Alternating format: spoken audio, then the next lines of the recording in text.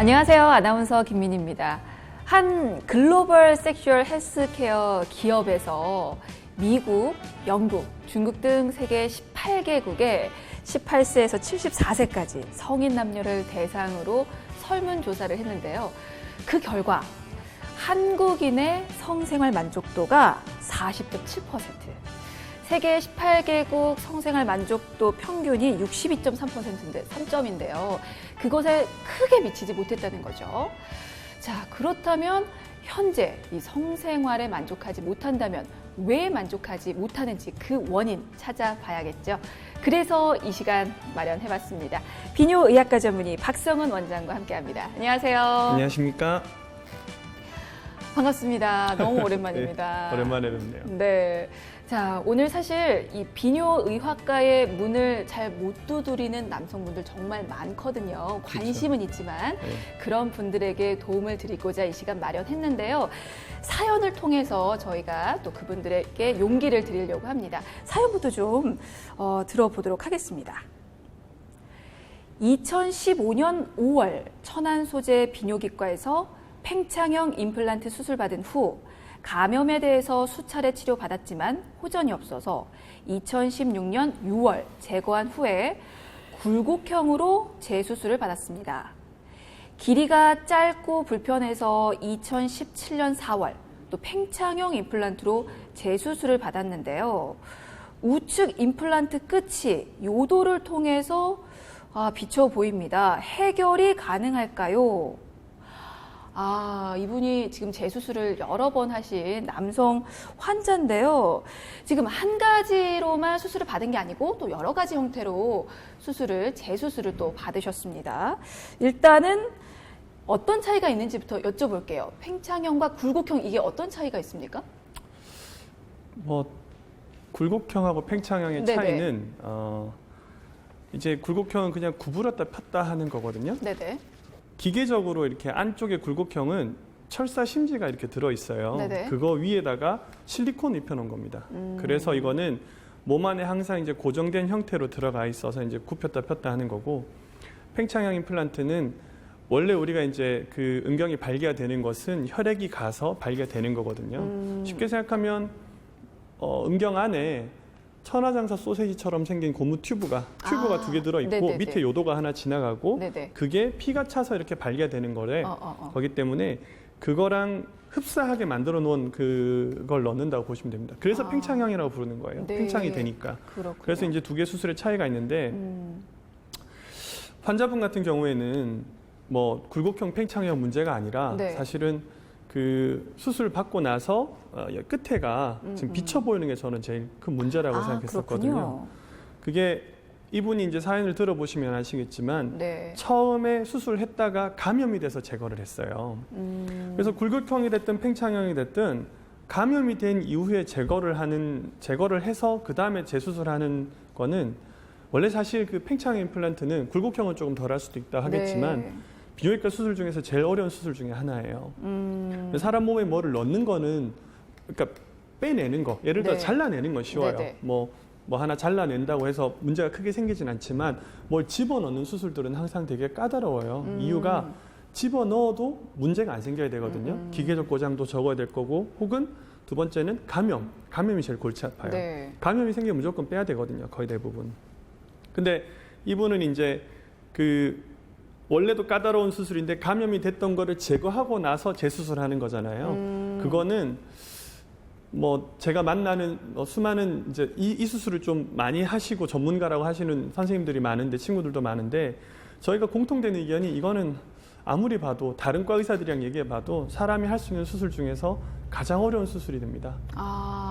제거를 하고 나잖아요. 네네네. 그러면은 음경 해면체가 정말 뼈처럼 돌처럼 단단해져요. 그 안에가 안에 공간이 있어요. 저희가 임플란트가 네네네. 들어가잖아요. 이게 뼈처럼 단단해지니까 그걸 공간을 만들기가 너무 어려운 거예요. 엄청 어려워져요. 그래서 이제 수술이 되게 어렵고 까다로워지게 되는 거죠. 그래서 이분은 처음에 팽창형 했다가 감염돼서 제거하고 다시 팽창형을 넣기는 부담스러우니까 네. 조금 쉬워 보이는 굴곡형을 선택하신 거예요. 굴곡형을 했다가 환자는 원래 자기가 원하던 게 팽창형처럼 자연스럽고 또 굵기도 굵어지고 이런 거였으니까 팽창을 해달라고 해서 재수술했는데 결국 이제 감염은 다행히도 재수술할 때 안 됐지만 요도 끝으로 뚫고 나갈 수 있는 상황이 발생한 거죠. 그러니까 다른 합병증이 생긴 거예요. 생각해 보시면은. 그래서 저희가 어렵다는 거예요. 어거지로 어떻게 하면은 할 수는 있어요. 감염되고 난 환자들도 뭐 뼈처럼 단단하다 하더라도 쇠막대기 가지고 뚫어가지고 하면 어떻게 되지 않겠느냐 그렇게 생각할 수도 있죠. 근데 넣어놨다고 해서 해결된 게 아닌 거죠. 이 환자분처럼 이제 거의 끝에가 요도에 비치는 것처럼 보이잖아요. 네, 네. 그대로 두면은 예를 들어 그 상태에서 성관계를 하게 되면 네. 엄청난 압력을 사실은 견뎌야 되는 거기 때문에 뚫고 나가요.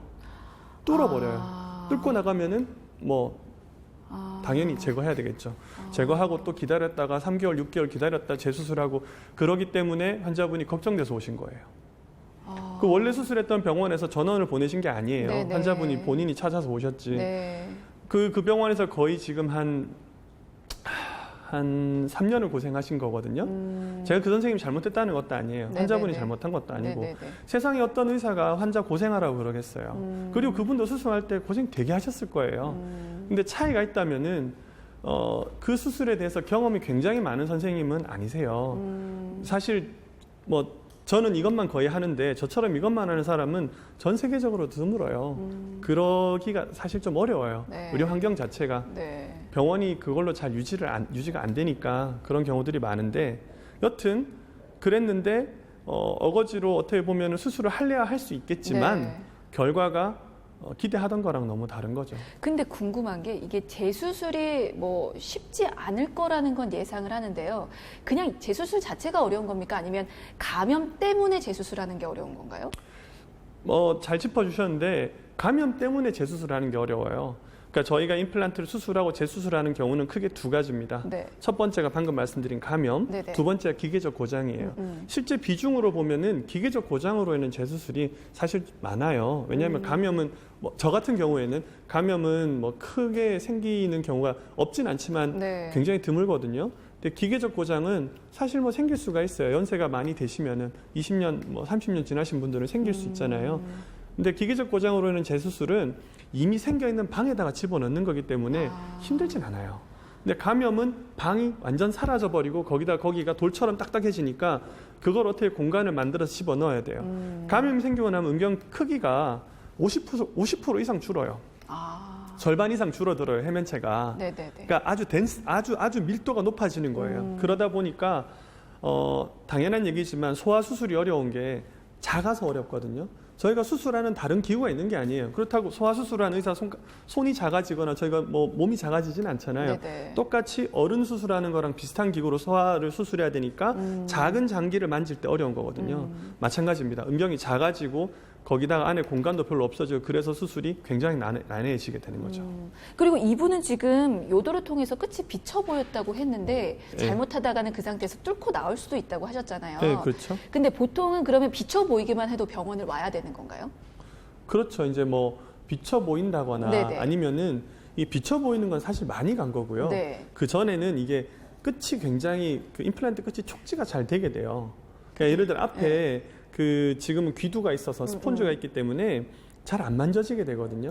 여기가 막 튀어나올 것처럼 만져진다거나 이렇게 볼록하게 튀어나온다거나 어쨌든 그 뭐 원통 막대가 들어가 있는 거니까 그게 이렇게 너무 튀어나와 보인다거나 이런 증상들이 생겨요. 그러면은 이제 병원 오시게 되는 거죠. 비쳐 보이기 전에 어쨌거나 그 전에 다른 증상은 또 있었겠군요. 그럼 이분도. 정확하세요. 그래서 그 병원에서 괜찮아질 거다라고 한 거예요. 괜찮아질 거다, 안심시켰군요. 좋아질 거다, 시간 지나면 좋아질 거다. 근데 환자는 이제는 경험을 해봐서 본인이 아시잖아요. 이렇게 문제가 생겨서 오실 때는 처음에 더 어려운 건 뭐냐면 이제 의사들이 신뢰가 안 가잖아요. 무슨 말을 해도 믿을 수가 없어요. 네, 믿을 수가 없는 네. 거예요. 내가 이렇게 고생을 했으니까 저도 그 마음이 되게 이해가 가거든요. 처음에 제일 어려운 거는 신뢰를 제가 이제 받는 거죠. 라뽀라고 저희가 표현하는데 레포트라고 표현하는데 환자랑 의사 간에는 제가 수술해 보니까 그렇지만 신뢰관계가 없으면 수술이 잘 되고 나도 혹은 뭐 잘못됐든 잘 되든 그 이후의 관계가 굉장히 어려워져요. 수술을 잘 돼도 왜 관리도 잘 돼야 되잖아요. 네. 말을 안 듣는 분들이 생길 수 있잖아요. 그렇기 때문에 신뢰관계가 중요한 거예요. 저희가 요즘에는 저희 수술방에 한참 전부터 그랬지만 CCTV를 달아놨어요. 네. CCTV가 수술 장면이 자세히 나오진 않아요. 그러나 누가 수술했는지는 보여요. 최소한. 그것도 불안해하시는 분들이 있더라고요. 뭐 와서 직접 수술하는 거냐고 물어보시는 분도 굉장히 많고, 뭐 꼭 직접 수술해 주셔야 된다. 아니 저는 그 얘기 들을 때마다 내가 참 뭐라고 말씀드려야 될지 네. 모르겠구나. 그래서 제가 CCTV 달아놓은 거예요. 누가 수술하는지는 최소한 아셔야 되니까. 왜? 그래야 환자하고 저하고 신뢰관계가 생기고, 그래야 제가 환자분 제대로 치료할 수가 있어요. 안 그러면은 무슨 수로 제가 그 귀한 어떻게 보면 몸을 맡겼는데 그거를 그렇게 끌고 갈 수가 있겠어요. 그렇죠. 가끔은 환자분들이 얘기하시는 거하고 제가 원하는 거하고 방향이 달라요. 네. 환자한테 필요한 거하고 환자가 원하는 거 항상 같진 않거든요. 네. 그런 것 때문에 이제 뭐 이분도 그래서 좀 어려운 경우였죠. 네. 참 몇 번의 재수술을 거쳐서 사실 전에 다른 병원에서 의사에 대한 신뢰는 이미 잃으셨을 것 같은데 지금 이렇게 병원 옮겨서 어떻게 수술이 잘 됐을지도 의문입니다. 수술을 몇 번 하셨나요, 혹시 이 환자분은? 그 환자분은 결국 한 번으로 해결 안 됐어요. 그래요? 3번이나 해야 됐었어요. 처음에 오른쪽이었잖아요. 네네. 한 6개월 지나니까 왼쪽.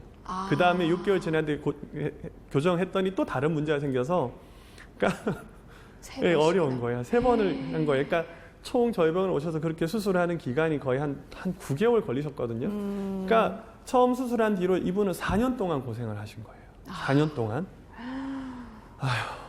너무 힘드셨겠네요. 거기다가 지금 재수술만 몇 번이에요. 그러니까요. 네. 혹시 얼마나 힘드셨는지 뭐 그에 대해서도 얘기를 좀 하시던가요? 환자는 사실 의사에게 다 털어놔야 하잖아요. 보통 이제 이렇게 재수술 많이 하시는 네. 분들은 넋두리가 생기세요. 내가 이렇게 힘들었다. 근데 할만하죠. 이제 얘기하시는 거에 뭐 들어보면 그렇더라도 제가 이제 하는 드리는 말씀은 언제나 같아요. 뭐 지금은 옛날 일은 잊으시라. 왜냐하면 옛날 일 꺼내봐야 가슴만 아프지. 지금 그 생각하지 마시고 본인의 그거에만 충실하시라 말씀드리지만 환자분들이 그런 얘기를 하시더라고요. 처음부터 여기 올 걸 내가 왜 그랬는지 모르겠다. 제가 드린 말씀은 없잖아요. 그리고 어떡하겠어요. 환자분이 선택하셔서 가신 건데. 그리고 거기 있는 원장님도 잘해주시려고 그랬겠지. 네. 지금은 그 생각을 접으시고 본인 몸에만 충실하시라.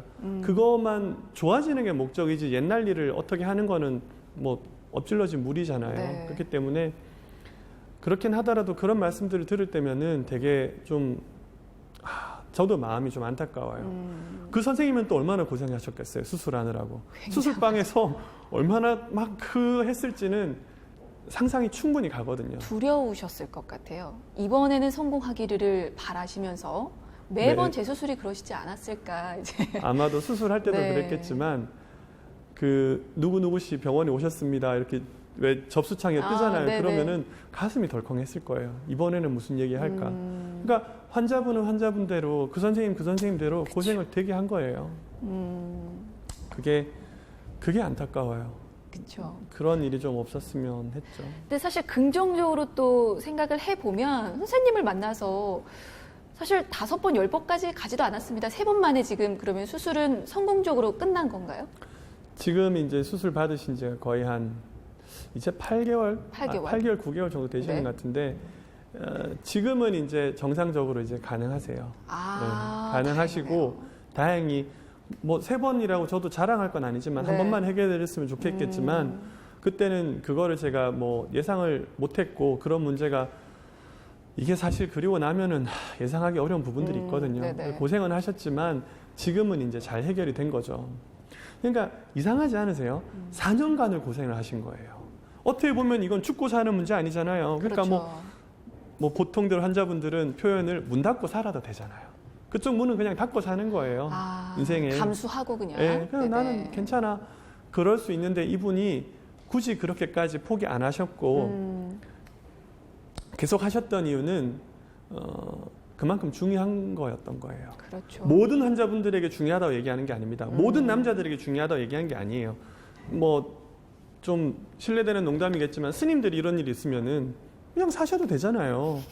뭐 직업이니까요. 신부님이 이런 일이 생겼다. 그냥 사셔도 되잖아요. 그렇지만 이분들은 이게 굉장히 중요했던 거예요. 무슨 얘기를 하시냐면은 내가 이게 생기고 나서부터는 사실 막 어떤 때는 다른 사람들이 내 뒤에서 이야기하는 것 같더라는 얘기를 하세요. 그런 분들이 종종 있거든요. 환청일 수도 있어요. 제가 생각할 때는. 그러니까 얘기 안 했을 거야. 그걸 누가 어떻게 알고 얘기하겠어. 그렇죠. 이 사람 저 사람 무슨 수술 받았고 무슨 괴로움이 있는지 어떻게 알 거야. 근데 그만큼 마음에 병이 생기는 거예요. 문제는 밑에 왔지만 가슴하고 머리에 병이 오는 거죠. 어떻게 보면은. 그랬기 때문에 하셨던 거고 지금은 또 되게 좋아하세요. 뭐 되게까지는 아니지만 아유 이제는 한시름 놓으신 거죠. 어떻게 보면은. 근데 궁금한 게 사실 정상 생활은 하시는데 그러면 그 성생활은 어떻게 성생활이 괜찮으신지? 정상으로 돌아온 거죠. 그렇군요. 결국의 목적은.